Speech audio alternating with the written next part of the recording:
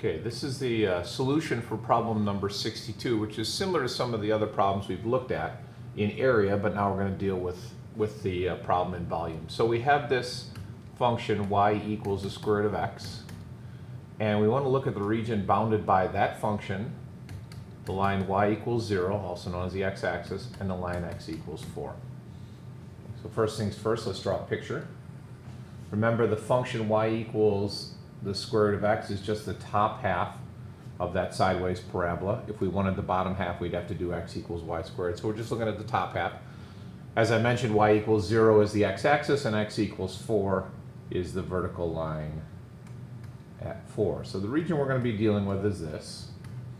And we're going to take that region, and we're going to revolve it around the x-axis. And so if that thing revolves around the x-axis, we'll generate a volume. And similar to the other problems we've looked at, we want to find a value of A, I'll approximate A right there, that after I've spun that and created a volume, that point A will divide it into two separate volumes. And I have no idea if that's the right place for A, but we're going to do the calculation. The way we've done the calculation in the past is we've set up two integrals there and set the integrals equal. We're going to do a little bit different in this case. I'm going to find the volume of the entire shape and then use that to divide it in half and set my new integral equal to that half value. So the volume of that thing is going to be equal to pi times the integral from 0 to 4 of the radius squared. So the radius squared would be the height of that, so it's going to be the square root of x, quantity squared, and the width of that rectangle is dx, and that'll give me my disk.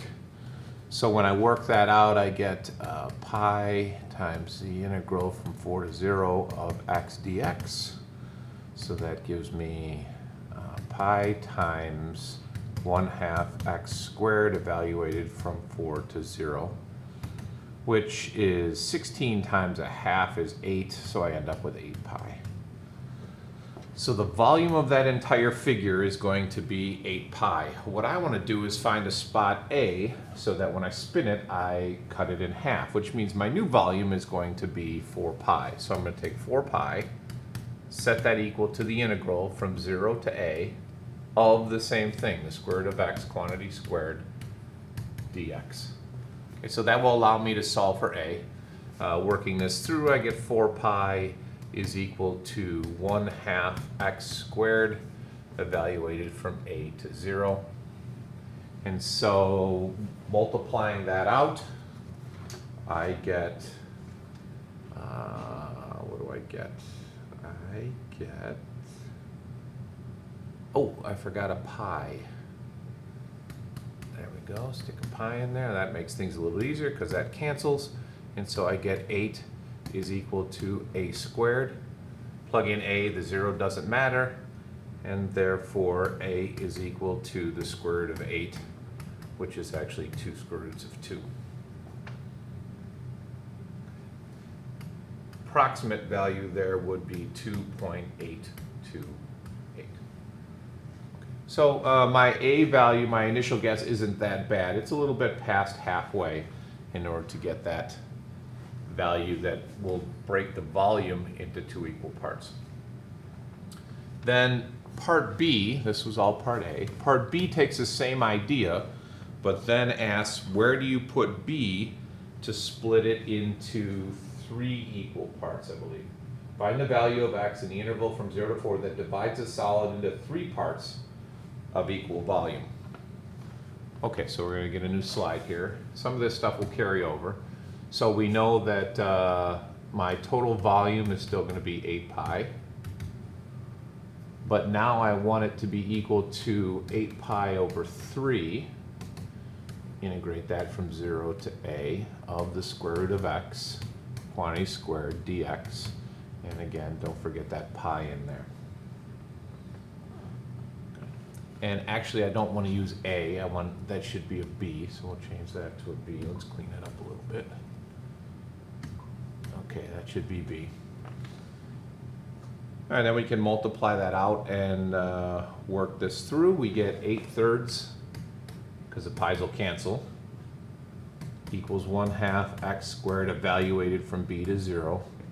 which means that 16 thirds is equal to b squared. So b is equal to 4 over the square root of 3, which is approximately 2.309. Okay, so that takes care of one of the values, but if we go back to the previous slide, you'll notice that b value is going to be some about there. Okay, there's that first b.